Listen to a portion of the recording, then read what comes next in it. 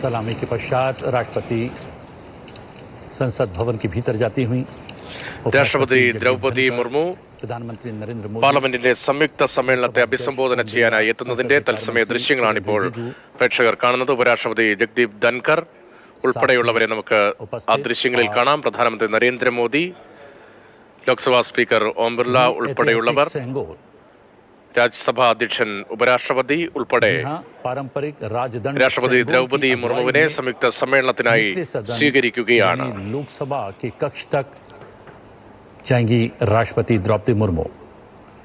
ऐतिहासिक क्षण, ऐतिहासिक पल, ऐतिहासिक तस्वीरें सीधे संसद टीवी पर.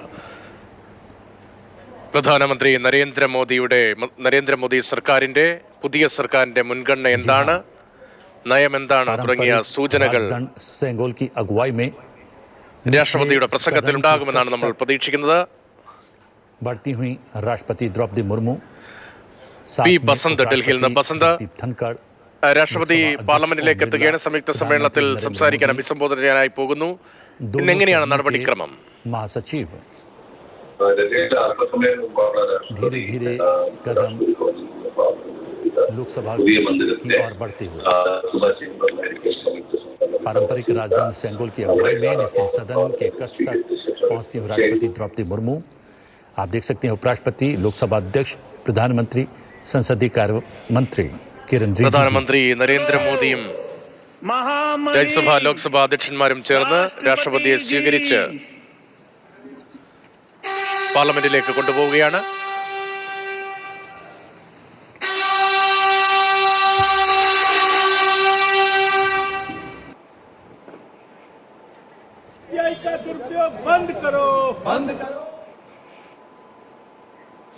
ഭരണഘടന ആർട്ടിക്കിൾ 87 അനുസരിച്ച് ഓരോ ലോക്സഭാ തെരഞ്ഞെടുപ്പിന് ശേഷവും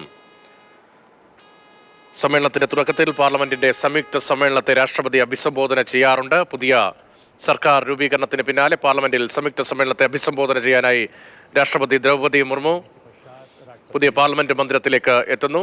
ആചാരപരമായി സ്വീകരിക്കുകയാണ്. പ്രോട്ടോകോൾ പ്രകാരം രാഷ്ട്രപതിയെ സ്വീകരിച്ച് ആനയിക്കുകയാണ് പ്രധാനമന്ത്രി നരേന്ദ്രമോദി, ഉപരാഷ്ട്രപതി ജഗ്ദീപ് ധൻകർ, ലോക്സഭാ സ്പീക്കർ ഉൾപ്പെടെയുള്ളവർ.